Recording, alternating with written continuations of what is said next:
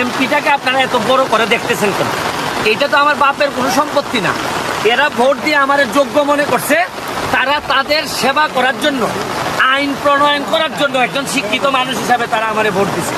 আমি এখন রীতিমতো শপথ নিছি, আমি প্রতিটা মানুষের কষ্টে আমি এদের পাশে থাকবো। তাই তো বাস্তবতা। এমপি হওয়া মানে আমি ঢাকায় বসে নবাবি করব, আমি অনেক টাকার মালিক হব। বঙ্গবন্ধু তো এই জন্য দেশটাকে স্বাধীন করে নেয়। সোনার বাংলার যে কনসেপ্ট, এই কনসেপ্টটা কোথায় আসছে যে তুমি নবাব হয়ে যেতে হবে, বড় বড় পাঞ্জাবি পরে হাঁটতে হবে? তা না, মানুষের যেখানে কষ্ট, এখানে এই কাজগুলো করার কথা চেয়ারম্যান, মেম্বার, উপজেলার চেয়ারম্যান সবার, আমারও, আমরা সবাই মিলেই তো আমরা দেশটার আগায় নিতে চাই। শুনেন, শুধু টাকা কামায় কোনো আরাম নাই।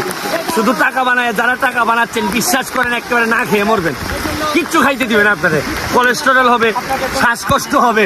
বরং আমাদের মতো আসেন মাঠে নাইমা দেখেন আমরা প্রতিদিন কি আরাম